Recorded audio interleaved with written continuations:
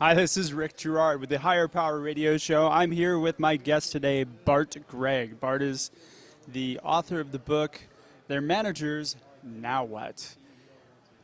Bart's also the CEO of Blue Collar University. Bart, welcome to the Higher Power Radio Show today. Thank you, Rick. Thanks for having me here. Pleasure to have you. All right, so tell me a little bit about the book. The book is written to the audience, executives and business leaders and owners that manage blue-collar managers and supervisors. And the book is trying to get them to realize there's an issue when you promote people off the tools, out of the field, out of the warehouse, into management. The seminal story is, great pipe fitter, let's make him a manager.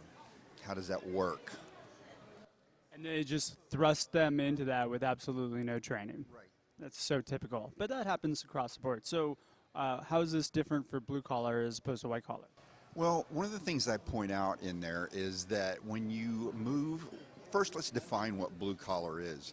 Typically when people are asked, what's a blue collar person, they name a task or a profession. They talk about a plumber, a pipe fitter, an electrician, a swimming pool cleaner, whatever that might be.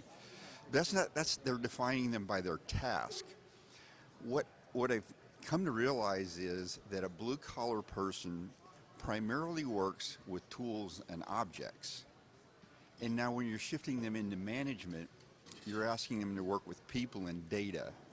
And so there's a shift in the portions of the brain that are actually in use, all right? And you have to rewire the brain. And it's like asking them to rewire the Empire State Building but not giving them the blueprint if you don't give them any training. Got it. That's a fantastic analogy. I like it. All right, so what's the main takeaway from the book? Slow down, take a look at what they really need. What does the new position require? Don't move somebody in there because you like them or because they excelled at something. Set them up for success by giving them some basic training, coach them and mentor them, and there are techniques in the book that talk about how to do that.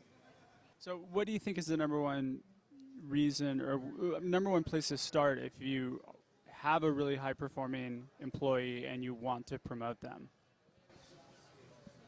There are a couple of places. I guess today, anyway, the number one place is to understand what their key accountabilities are in that position. I'm not talking about the things that your typical job description would talk about. I'm talking about, I don't care about you got to come in X number of days on time, blah, blah, blah. I'm talking about getting them to understand who they have to report to, what they have to report on time, understanding how they have to set their team up for success. So basically setting expectations first. Coming to an agreement on what the expectations are is huge. It talks about that in the book too. And I would imagine it's kind of like, hey, you're a manager, figure it out, make it happen.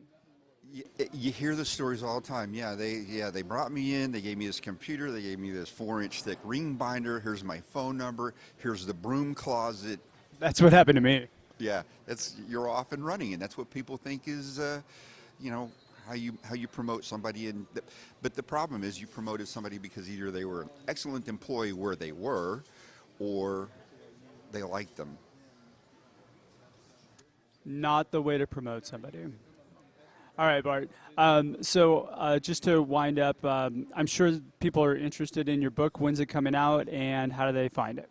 It'll be out mid-November 2018, and it'll be on Amazon, but they can also go to my website, which is www.bluecollaru.com, or just Google Blue Collar University and my name, and it'll come right up. Excellent. Well, thanks so much for being a guest on the Higher Power Radio Show, and I want to welcome you to the Higher Power Radio community. I appreciate that. Thanks, Ricks. Absolutely. Thanks a lot.